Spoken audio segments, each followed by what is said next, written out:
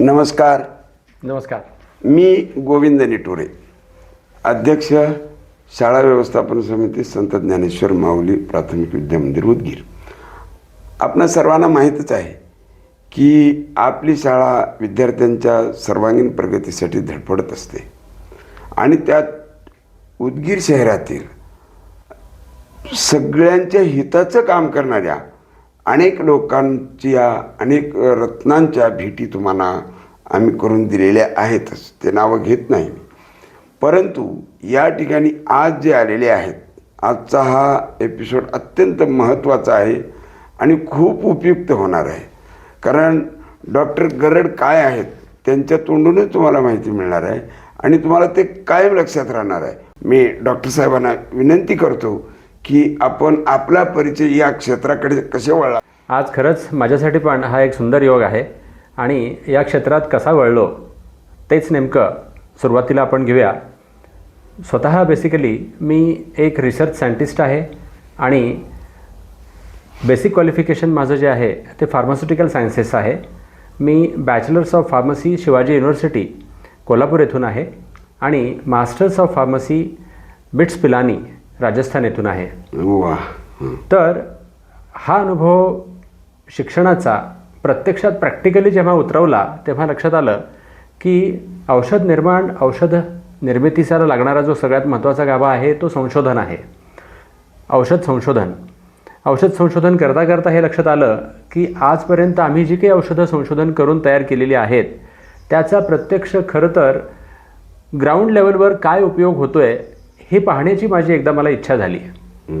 म्हणजे आपण औषध तयार करतो आहे, औषध वापरली जात आहेत आणि त्या औषध वापरून खरंच लोकांचं जीवनमान उंचावलं आहे का, हा शोध घेतला. आणि तेव्हा असं लक्षात आलं की जीवनमान उंचावणं हा एक भाग आहे, पण तो उंचावलेला जीवनमान तसाच राहणं हा दुसरा भाग आहे आणि तिसरा भाग आहे जीवनमान खालावणं. तर असं लक्षात आलं की जीवनमान खालावत चाललेलं आहे, निरोगी पण राहिलेलं नाही. मग याला कोण जबाबदार?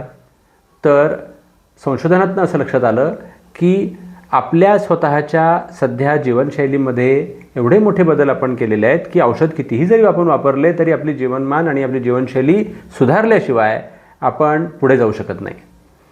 एक औषध, 2 औषध, 3 औषध आणि 4 औषध असं होत होत आज परिस्थिती अशी आहे एका घरात एका व्यक्तीला 10पेक्षा जास्त गोळ्या चालू आहेत. त्याला जबाबदार कोण? तर त्याला जबाबदार आपण डॉक्टरांना कदापि धरू नये, आपण स्वतःला जबाबदार धरावं. आणि हीच प्रेरणा घेऊन मी आधी माझ्या घरी औषधमुक्त घर ही संकल्पना राबवली आणि त्यातूनच पुढे प्रेरणा ही समाजाला आणि ज्यांना गरजूंना औषधमुक्त व्हायचं आहे त्यांच्यासाठी ही प्रेरणा घेऊन मी आता आलो आहे. वा. म्हणजे दवामुक्त कुटुंब करण्याचा तुमचा जो प्रयत्न आहे आणि जे दवामुक्त बरेच कुटुंब दवामुक्त तुम्ही केलात हेही मला माहीत आहे. मग दवामुक्त केलात तर तुम्हाला दुवा मिळणारच आहे. तर आता एक दुसऱ्या पुढच्या प्रश्नाकडे वळण्यापूर्वी मला सहज आठवलं, तुम्ही तर त्यामधले आहात. ॲलोपॅथीमध्ये ज्या गोळ्या दिल्या जातात म्हणजे हे रेग्युलर डॉक्टरकडून आणि जेनेरिक गोळ्या असतात, ह्या दोन्हीत फरक काय? आणि घ्यावं जेनेरिक की त्या घ्यावं का सगळ्या बंद कशा करता येतील? बरं, तर जेनेरिक असो किंवा स्टँडर्ड असो ह्या दोन्ही औषधांचा उपयोग तेवढाच होतो. दोन्ही औषधं तेवढीच उपयोगी असतात. पण सुज्ञांनी हे लक्षात घ्यावं की खरंच आपल्याला औषधांची गरज आहे का. म्हणजे त्यात 2 भाग येतात, अत्यावश्यक औषधं आणि अनावश्यक औषधं. तर औषधांची गरजच पडू नये यावरती आपला भर आहे. स्टँडर्ड औषधं आणि जेनेरिक औषधं याच्यामध्ये तसा गुणवत्तेत फरक नसतो, पण किमतीत फरक असतो. सुज्ञांनी डॉक्टरांच्या सल्ल्याने ती औषध निवडावं. नेमकी कोणती काळजी घ्यावी तुमच्या मते? हो, तर आजारी पडूच नये ही वेळ लवकरच सर्वांच्या ध्यानीमनी यावी. कारण आजारपण आल्यानंतर जो त्रास होतो तो सर्वांना माहिती आहे. मग आजारी पडूच नये यासाठी नेमकं करावं काय? तर ज्ञान हाच देव. आरोग्यविषयक ज्ञान घेणं, आपल्या प्रकृतीविषयक ज्ञान घेणं आणि त्याच्यावर काम करणं हे सांगतो तेवढं सोपं नाही आहे. हो. कारण ह्यासाठी एक मार्गदर्शक लागतो, ह्यासाठी एक चांगला त्यात अनुभव असलेला व्यक्ती लागतो आणि हे दोन जेव्हा एकत्र येतात तेव्हा वेळ पण लागतो. आम्हाला तर या तिन्हीचं कॉम्बिनेशन होऊन जेव्हा आपण एका व्यवस्थित व्यवस्थेमध्ये येतो तेव्हा मी आजपर्यंत पाहिलेलं आहे की आजारी पडूच नये यासाठी आत्तापर्यंत अनेक फॅमिलीज आम्ही औषधमुक्त फॅमिलीज तयार करून त्यांना आजारी न पडण्याची पण ट्रेनिंग दिलेली आहे आणि ते आता औषधमुक्त आहेत, आजारी पडतच नाहीत. छान. मला एक उदाहरण फार मजेशीर आठवलं. यक्ष प्रश्न धर्मराजाला विचारतो की जगात सगळ्यात आश्चर्य कोणतं आहे? तर धर्मराज सांगतात की प्रत्येक माणूस हा पैशाच्या आर्थिक बाबतीमध्ये इतका मागे लागलेला आहे की त्या पैशामध्ये तो कमवण्याच्या नादात आरोग्य गमावून बसलेला आहे आणि पुन्हा तेच पैसे आरोग्यासाठी खर्च करतो. म्हणजे त्याला दोन्ही वेळेस त्याला आरोग्य आणि सुख मिळालेलं नसतं. आणि ही श्रंखला तोडण्याची शक्ती तुमच्यामध्ये आहे. पण एक बाब मला नेहमीच या बाबतीत वाटते, खरंच मला सांगा, सिरियस बाब अशी आहे की आज आमच्याकडे वेळ नाही, तुम्ही वेळ द्या म्हणता. आणि दुसरी गोष्ट, निसर्गोपचारात नॅचरोपॅथीमध्ये इमिजिएट इफेक्ट नाहीत. डोकं दुखल्याला गोळी घेतलं, पेन किलर घेतलं की संपला विषय. मग या अशा वर्तनाबद्दल आपण काय सल्ला द्याल? छान. तर खूप चांगला प्रश्न आहे आणि यात एक गैरसमजसुद्धा मी लगेच दूर करू इच्छितो. तो म्हणजे निसर्गोपचारात लगेच रिझल्ट येत नाहीत. हे येत नव्हते कोण्या एका काळी, आज रिझल्ट येत आहेत. याचं उत्तम उदाहरण लगेच देतोय. ते म्हणजे आत्ता सरांनी सांगितल्याप्रमाणेच माझं डोकं दुखतंय आणि मला लगेच रिझल्ट पाहिजे, तर त्यासाठी निसर्गोपचार काय काम करेल किंवा किती वेळात काम करेल?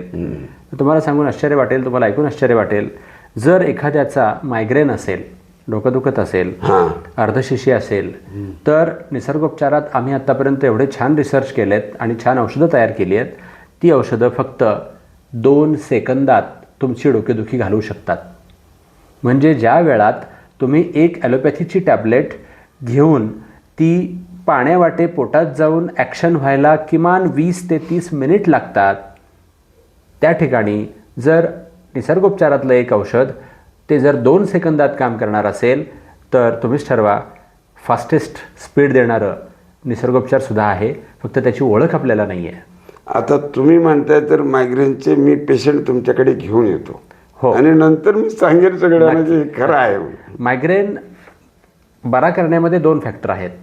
त्याला आम्ही इंग्रजीमध्ये कापा म्हणतो. म्हणजे मराठीतला कापा नाही येतो, इंग्रजीतला कापा आहे. त्याचं स्पेलिंग आहे CAPA. कापा, CAPA. कापा म्हणजे काय? CA म्हणजे करेक्टिव्ह ॲक्शन आणि PA म्हणजे प्रिव्हेंटिव्ह ॲक्शन.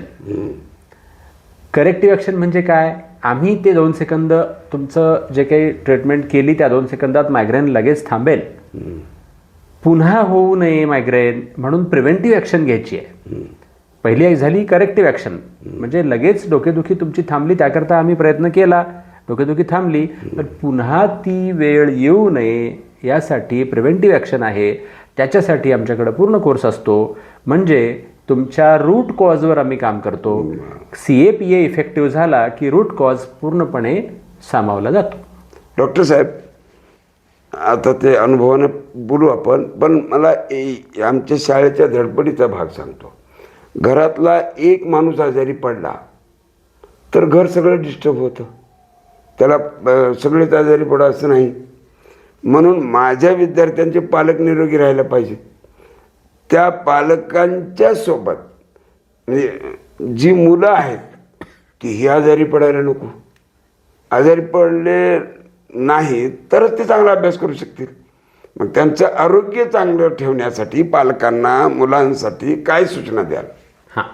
तर आपण असं म्हणतो, जे पेरलं तेच उगवतं. हे पेरायचं आहे कोणी आधी, तर आधी पालकांनी पेरायचं आहे. म्हणून पालकांसाठी माझ्याकडे एक खूप सुंदर प्रोग्राम आपण तयार केला आहे. तो प्रोग्राम आहे पालकांचं आरोग्य शिक्षण. जर पालकांना आपण ते आरोग्य शिक्षण दिलं त्यांच्या वेळेनुसार, आठवड्यातून एकदा जरी आपण क्लास त्यांचा घेतला, तर अशा फक्त पुढच्या 10 क्लासमध्ये आधी पालकांना एज्युकेट करून पालकांची सुधारणा 100% होईल असा पूर्ण प्रोग्राम आपल्याकडे तयार आहे. किती वेळ लागेल त्याला, म्हणजे हे द्यायला? 1 तासाचा वेळ लागतो एक सेशन घ्यायला. आणि पालकांकडं आठवड्यातला 1 दिवस जरी वेळ असेल तरी असे 10 वर्ग जर आपण घेतले तर आपण सहज त्यांना आधी एज्युकेट करू शकतो. आणि त्यांना एज्युकेट केल्यानंतर मग लगेच त्याचा परिणाम प्रत्यक्षात लगेच दिसेल अशी व्यवस्था आपण केलेली आहे. आणि त्याचा फायदा डायरेक्टली मुलांना होणार आहे. माझा उद्देश असा आहे, निरोगी पालक तर निरोगी विद्यार्थी. बरोबर. जसं आपण निरोगी शिक्षक निरोगी विद्यार्थी म्हणतो, तसं निरोगी पालक निरोगी विद्यार्थी ही संकल्पना आपण राबवली आहे. आता सध्यासुद्धा ती प्रयोगात आहे. आणि नक्कीच त्याची सुरुवात जर उदगीरमध्ये करायची असेल आणि संत ज्ञानेश्वर विद्यालयातून होत असेल तर मला आनंदच होईल. आणि त्या दृष्टीने आपण प्रयत्न करूया. खूप खूप धन्यवाद. आता तुम्ही म्हणता ते लवकरच आपण हे सुरू करू. जेवढे पालक येतील इथे त्यांचं प्रशिक्षण घेऊ. हो. आणि यूट्यूबच्या माध्यमातून तेच प्रशिक्षण प्रसारित करू. छान. कारण त्याचं एक उदाहरण मला द्यावंसं वाटतं. डॉक्टरांकडे आपण जेव्हा जातो तेव्हा डॉक्टर विचारतात की तुमच्या ब्लड टेस्ट केल्या का. आपण ब्लड टेस्ट करून आणतो आणि समजा त्या ब्लड टेस्टमध्ये जर डायबिटीस निघाला तर डॉक्टरांचा पहिला प्रश्न असतो, घरात कोणाला डायबिटीस आहे का. जर आईवडिलांना डायबिटीस असेल आणि जर मुलाला डायबिटीस झाला असेल तर तो अनुवंशिक आहे असं समजलं जातं. पण आपल्या निसर्गोपचारात आणि आपल्या वेलनेस सेंटरमध्ये आपण अशी व्यवस्था केलेली आहे, आईवडिलांना जेव्हा डायबिटीस झालेला कळतो तेव्हा आपण आईवडिलांनाच अशी ट्रीटमेंट देतो, असा उपचार देतो की तो आईवडिलांपुरताच मर्यादित राहतो, तो रिव्हर्स होतो, मुलांपर्यंत येतच नाही. हे अनुवंशिक आहे. अनुवंशिक असलेला भाग सुद्धा आपण तिथे पूर्णपणे थांबवू शकतो. जर कुठल्या पालकांना असं वाटत असेल की आम्हाला डायबिटीस झाला आहे, तो आम्ही रिकवर तर करूच, पण तो डायबिटीस मुलांना होऊ नये याकरता आम्हाला सांगा, तर तो भाग आपल्याकडे खूप चांगल्या पद्धतीने आपण राबवतोय. डायबिटीस असेल, थायरॉइड असेल, वेट लॉस असेल, PCOS PCOD असेल, महिलांमध्ये तो खूप मोठा प्रॉब्लेम आता आहे, मानसिक ताणतणाव असेल, ॲलर्जी असेल, ॲसिडिटी असेल, हा सर्व भाग आपण जर पुढच्या पिढीला देणं जर आपण थांबवू शकू तर किती छान होईल. आणि ते आपण आता करतोय. खूप छान. आणि एक संकल्पना अशी आहे, 0 बजेट हेल्थ केअर. आपला दवाखान्यावरचा खर्च जर आपल्याला 0 पर्यंत आणायचा असेल तर ती संकल्पना सुद्धा आपण आता प्रत्यक्षात राबवतोय. जेव्हा आपण आरोग्याची संकल्पना मांडतो तेव्हा त्याची सुरुवात स्वयंपाकघरातून होते. स्वयंपाकघरातला सर्वात महत्त्वाचा भाग जो आहे तो आहे आपण स्वयंपाक करण्यासाठी काय काय वस्तू वापरतो, कशा वापरतो, कसं बनवतो आणि ते कसं सेवन करतो तिथपर्यंत. तर हा सर्व भाग आपण प्रत्यक्षात उतरवला आहे. आणि आपलं स्वयंपाकघर, आपलं औषधालय कसं होईल या संकल्पनेपर्यंत आपण पोचलो आहे. आणि त्या प्रकारच्या आहार हेच औषध या संकल्पनेतून आपण आजारांना पूर्णपणे विराम देऊन पुन्हा आजार होऊ नये याकरता सर्व व्यवस्था तयार केली आहे. म्हणून आहाराच्या बाबतीतली जागरूकता आणि आहार हेच औषध हेच आजच्या काळातलं सर्वात महत्त्वाचं एक ब्रीदवाक्य आपण ध्यानीमनी घ्यावं. आणि आपण आणि आपल्या कुटुंबाला निरोगी करण्याकरता सुरुवात दवाखान्यापासून किंवा फार्मसीपासून न करता आपल्या स्वयंपाकघरातून करावी. आणि हीच आपल्याला शाश्वत रिझल्ट देणारी व्यवस्था असेल. म्हणून हे विश्वची माझे घरं हे जर सर्वांना पटत असेल तर याची सुरुवात हे घरच माझं विश्व आणि घरातलं स्वयंपाकघर हेच औषधालय यातून होईल, तरच आपण स्वतःला आणि आपल्या कुटुंबाला निरोगी करू शकू. म्हणून या प्रकारची संकल्पना श्री संत ज्ञानेश्वर विद्यालयातल्या प्रत्येक कुटुंबाला, प्रत्येक विद्यार्थ्याला मिळावी. आणि जेव्हा संत ज्ञानेश्वर विद्यालयातले पालक निरोगी होतील तेव्हाच विद्यार्थी निरोगी होतील आणि हा वारसा पुढे पिढ्यानपिढ्या चालेल. म्हणून विनंती एवढीच आहे की हा संकल्पनेतला भाग आपण प्रत्यक्षात राबवताना नक्कीच खूप प्रयत्नपूर्वक राहू आणि रिझल्ट ओरिएंटेड राहू, एवढंच सांगणं आहे. बरोबर आहे. यामध्ये मला थोडंसं प्रेझेंट आठवलं म्हणून सांगतो. एका विद्यार्थिनीला काल चक्कर येऊन पडली उन्हामुळे. तर ह्याबद्दल उष्णतेच्या बाबतीत आपण काय काळजी घ्यावी असं थोडक्यात अर्धे मिनटं. हो, तर सध्या मे महिन्याचा हा पहिला आठवडा आहे आणि उष्णता खूप वाढती आहे. तर जेव्हा आपण निसर्गोपचारात वेलनेसमध्ये उष्णतेच्या लाटीबद्दलचा प्रिव्हेन्शन म्हणून जो अपेक्षा आपल्याकडे आहे किंवा आपण त्याच्याकडे पाहतो, तेव्हा एक खूप महत्त्वाचा भाग मला सांगावासा वाटतो. निसर्गोपचारातल्या योग साधनेमध्ये आणि आहार साधनेमध्ये दोन्हीमध्ये याच्यावरती उपाय आहेत. योग साधनेतला सर्वोत्तम उपाय जो आहे तो आम्ही फक्त 20 मिनिटात शिकवतो. 20 मिनिटाचा जो क्लास आहे आमचा, तो जर आपण आज जरी आपण केला तर त्याचे रिझल्ट लगेच जाणवतात. पुढच्या तासाभरात जरी तुम्ही स्वतः उन्हात गेलात किंवा स्वतःला जर तशी लाट लागलीच तर त्याचा परिणाम तुमच्यावर होणार नाही. ज्यांनी क्लास अटेंड केला आहे त्यांच्यावर होणार नाही आणि ज्यांनी क्लास अटेंड केला नाही त्यांच्यावर तो झालेला दिसेल. एवढा फरक आपल्याकडे आहे. 20 मिनिटांचा क्लास उष्णतेच्या लाटेपासून वाचवण्याचा आपल्याकडे तयार आहे. वा, म्हणून आपण आलात. पुढे लवकरच ह्या 10 तासाचा तुमचा जो प्रोग्राम आहे त्या सगळा प्रोग्रामही आपल्याला या ठिकाणी तयार करावयाचा आहे. आणि 0 बजेट जर आपलं वैद्यकीय बाबतीमध्ये झालं तर आपण कितीतरी पुढे जाऊ शकतो. म्हणून आपण आलात, आम्हाला सहकार्य दिलात, आम्हाला मार्गदर्शन केलात, पुढेही येणार आहात. आभार मानण्यापेक्षा आपल्या ऋणातच राहू इच्छितो. धन्यवाद. डॉक्टर साहेब, खूप खूप धन्यवाद. आपल्या शाळेस खूप खूप शुभेच्छा, आरोग्यमय शुभेच्छा. धन्यवाद.